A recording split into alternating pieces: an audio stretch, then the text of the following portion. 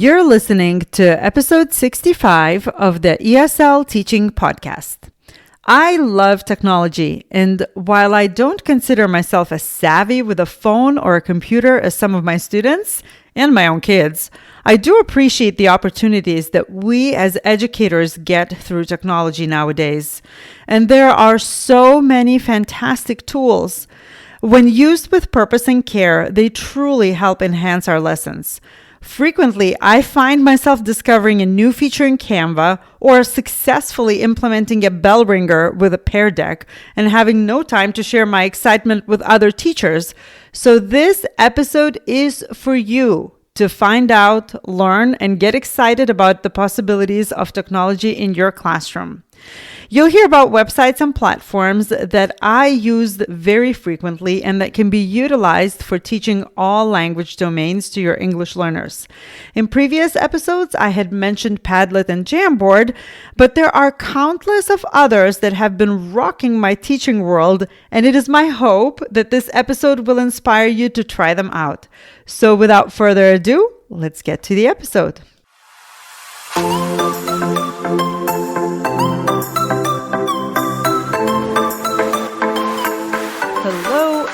Welcome to the ESL Teaching Podcast. I'm your host, Yeva Groslis, otherwise known as Simply Yeva, and I am so thankful that you tuned in. I'm looking forward to sharing both my knowledge and experience on this podcast, as well as that of my fellow teachers. Hello, everyone. It is technology time on the ESL Teaching Podcast. Before I dive into sharing about my favorite tech tools as of late, I want to do a disclaimer. Just like everyone else who lived pre-Google, pre-Facebook, and pre-YouTube, deep down I feel a bit behind in all tech trends and not as fast as my students at it. And that is totally okay. So if you're with me, you're in the right place. I like to pick a tool and stick with it for a while until something better comes along, or rather until something I feel I have the time and energy to devote to learning about. And also in this episode, I'm not going to talk about ChatGPT or any artificial intelligence tools simply because I'm still exploring them and how they can be used ethically both by teachers and students, although I'm excited about the possibilities they offer for education. So this episode is going to be strictly about the simpler tools that I use in my classroom and that have enhanced my teaching greatly. All right, now that we got that out of the way, here goes.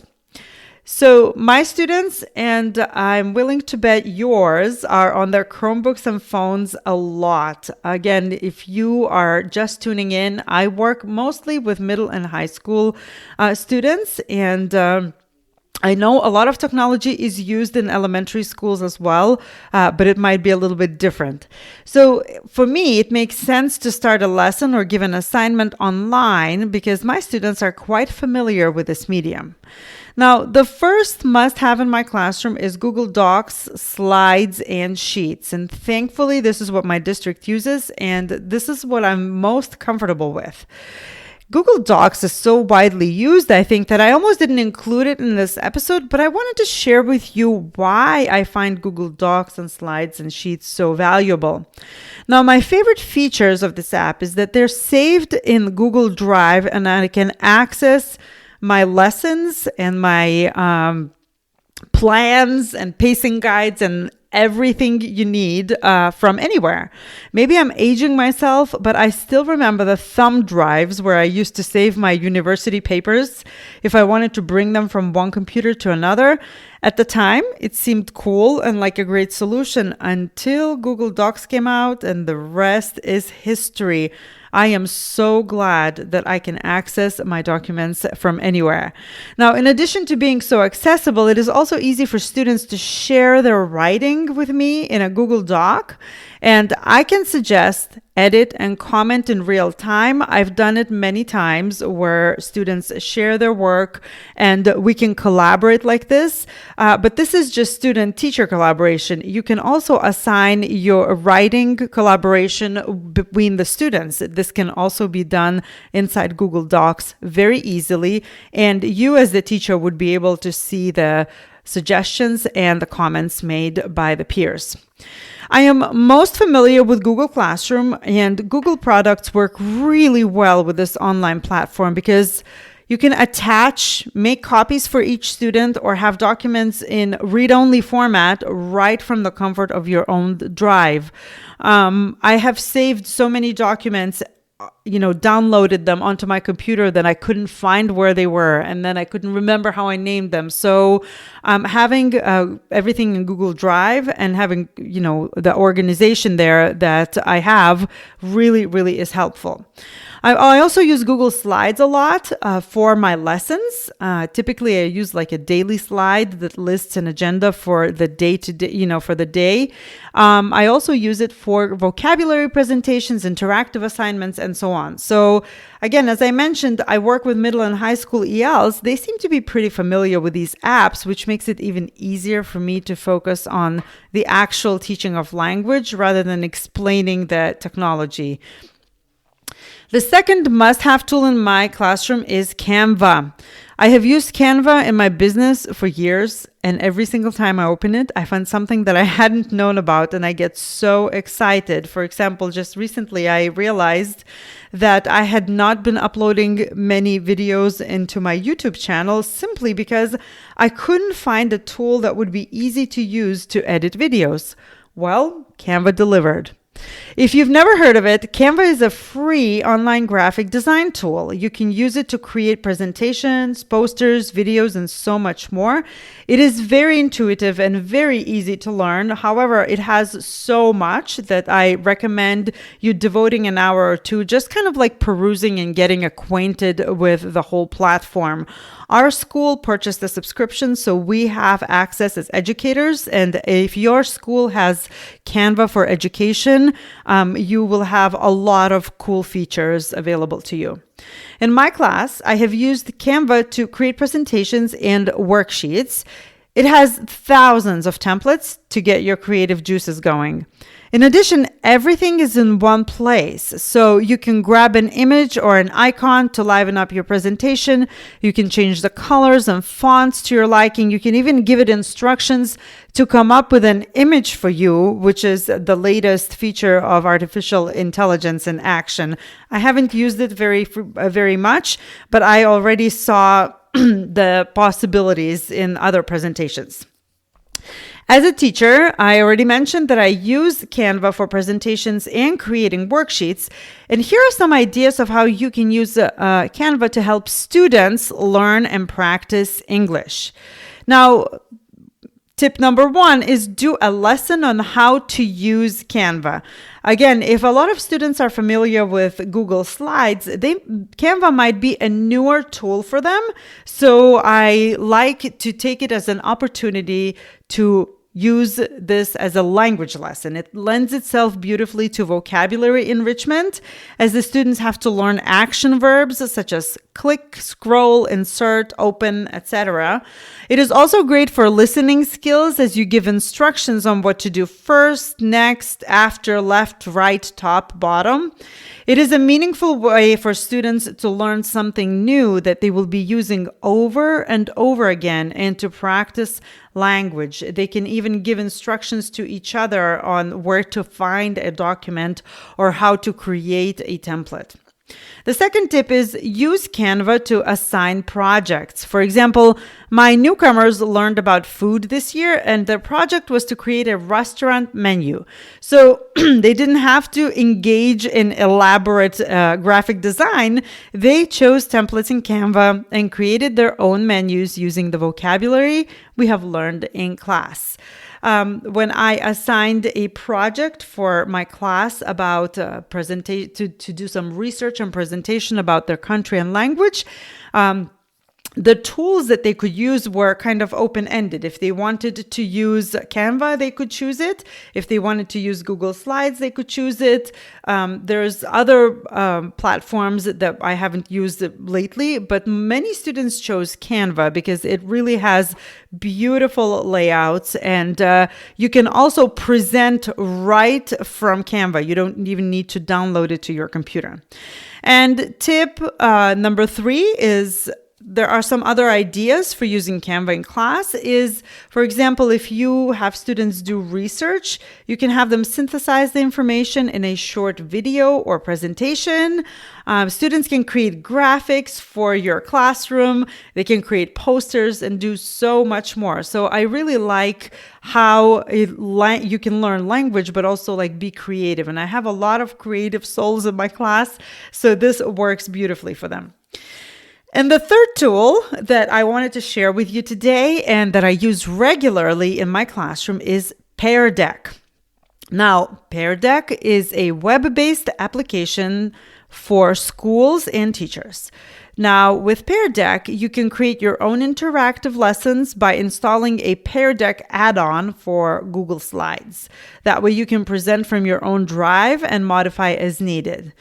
With Pear Deck, you can also do a live lesson, or you can create a lesson and then using Pear Deck, assign it to students as homework. Now, to have an interactive live lesson, you can choose how you want to include students. They will have to use a code to get into your lesson, and once they do, it is very easy to use.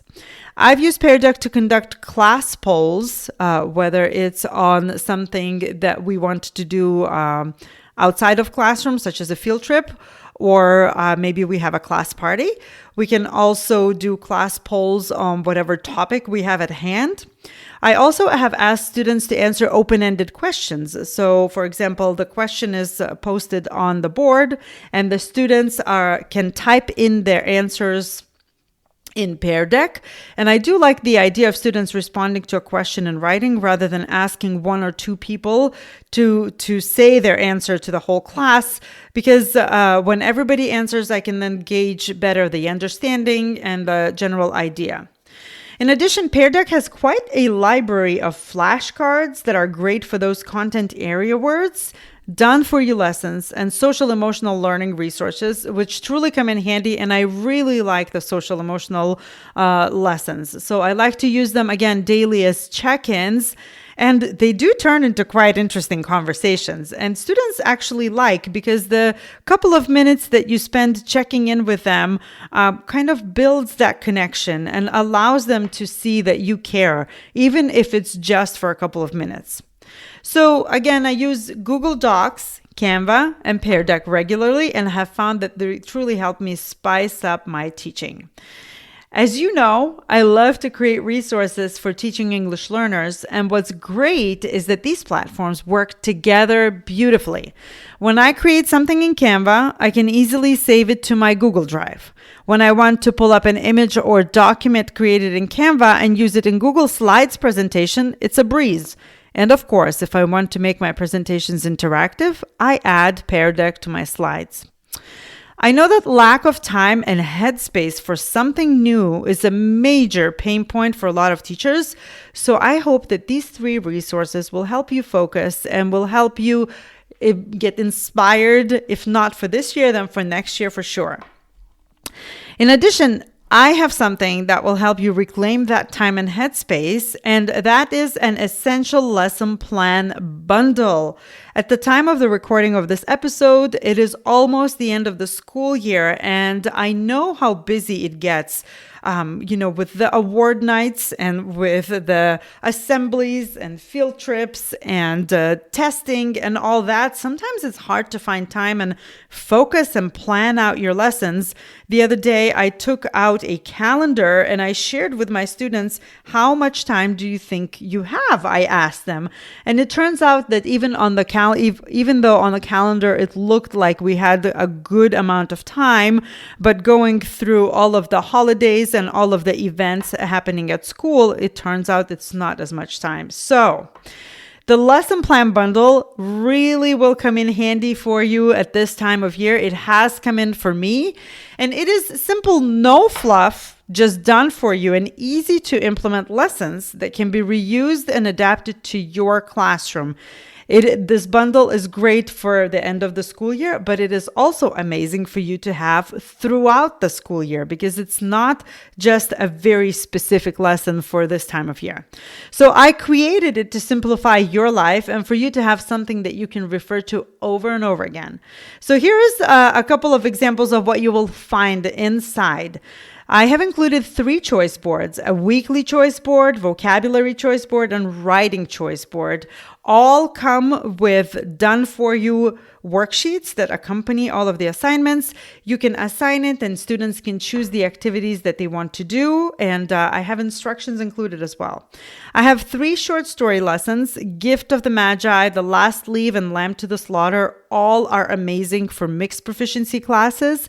So if you have newcomers, if you have beginners, and if you have higher level students in your classroom, these are really high interest stories that work well for this type of classroom. I have short movie lessons with emphasis on literary elements, how to write a paragraph if you want to assign something for the students at the end of the school year, review it.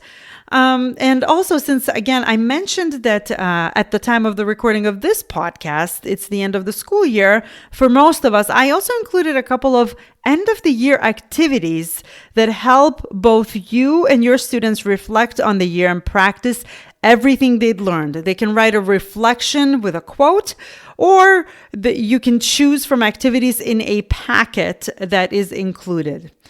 All of the lessons were created in Google Docs and can be easily used with Canva and Pear Deck that I talked about in this episode, and I hope you find this useful. So I want to make sure that you check out the lesson plan bundle, which has been a time saver for me and many other teachers over and over again. And I will link all of the resources mentioned in this episode right inside the show notes so you can access them easily.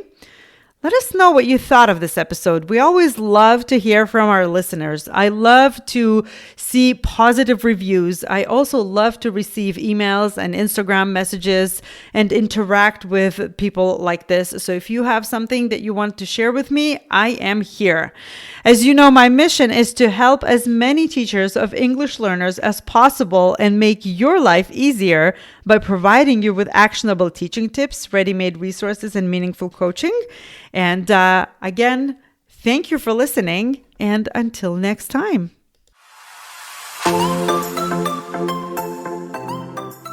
Thank you for tuning in to today's episode. If you loved what you heard today, be sure to do 2 things.